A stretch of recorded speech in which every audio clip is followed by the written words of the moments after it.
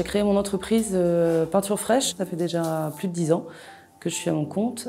Je travaille essentiellement chez le particulier, des chantiers moyens, haut de gamme. J'ai envie quand même de faire de la décoration, donc je prends beaucoup de temps pour orienter mes clients sur les choix.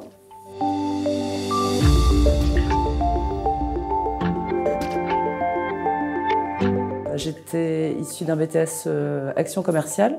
J'ai choisi le métier de la peinture pour des raisons assez rationnelles au départ, puisque je voulais vraiment travailler. Et après plusieurs mois de recherche, je ne trouvais que des CDD ou des emplois à mi-temps dans le domaine du commerce. J'ai donc tout repris à zéro pour me lancer dans un métier manuel. Et j'ai donc repris un CAP peintre en bâtiment en 1 an et en alternance dans une entreprise.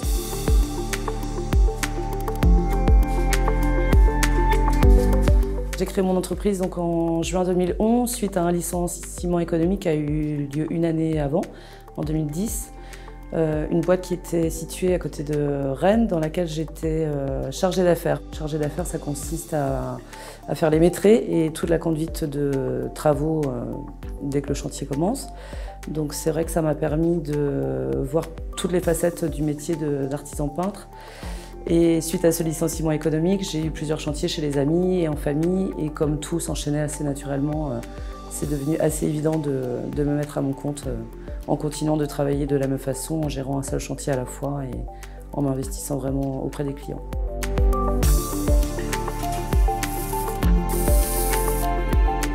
Alors j'ai fait le choix de travailler seule parce que en entreprise de peinture, pour être rentable, il faudrait avoir 4 à 5 salariés, ce qui induit de changer de métier, de ne faire plus que du commercial pour décrocher des nouveaux chantiers et de superviser ces chantiers-là. Or, de participer pleinement au chantier, ça me tient vraiment à cœur. Et le fait de tout gérer sur mes chantiers, du premier contact avec les clients jusqu'à la finition du chantier, m'importe beaucoup. Ça instaure une vraie relation de confiance avec les clients.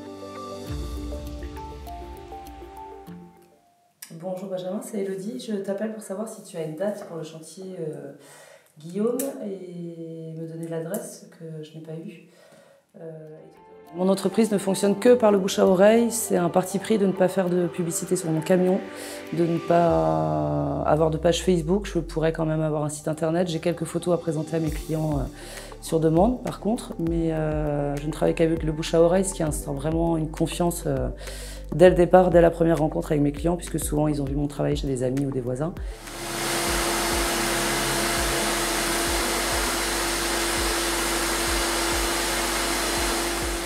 Mon rythme est assez régulier, je travaille toute l'année, j'ai en général 3 à 4 mois de vision sur mon planning. Maintenant j'ai des clients qui anticipent un petit peu plus et qui arrivent à me réserver des créneaux pour l'année suivante, 1 an avant des fois. Et ça me permet d'avoir un bon niveau de vie, je me verse un salaire fixe comme tout salarié. Alors être une femme dans le bâtiment, en général, pour ce qui est du domaine de la peinture, en tout cas, je sais que les femmes sont assez bien vues parce qu'il paraît qu'on est un peu plus minutieuse.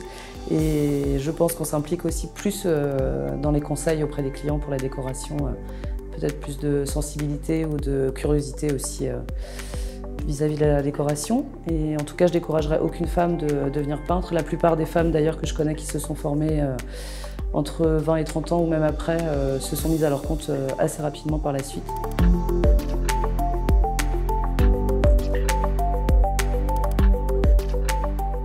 J'ai pas vraiment l'ambition de gagner plus. La différence par rapport aux premières années, c'est que j'ai gagné en efficacité, en rapidité évidemment sur mes chantiers. Il y a des gestes qui deviennent très mécaniques comme le ratissage que je fais systématiquement sur mes chantiers. Donc ça, c'est des choses sur lesquelles je gagne du temps et ça me dégage du temps pour soigner des détails comme tous les joints acryliques, la pose de baguettes ou les petits détails qui font la différence. Mais j'ai atteint un niveau de vie là, qui me convient en fait. Et après, j'imagine que plus les chantiers sont créatifs et plus la marge est importante, mais c'est pas vraiment l'objectif. L'objectif, c'est vraiment de proposer de la prestation de qualité de plus en plus.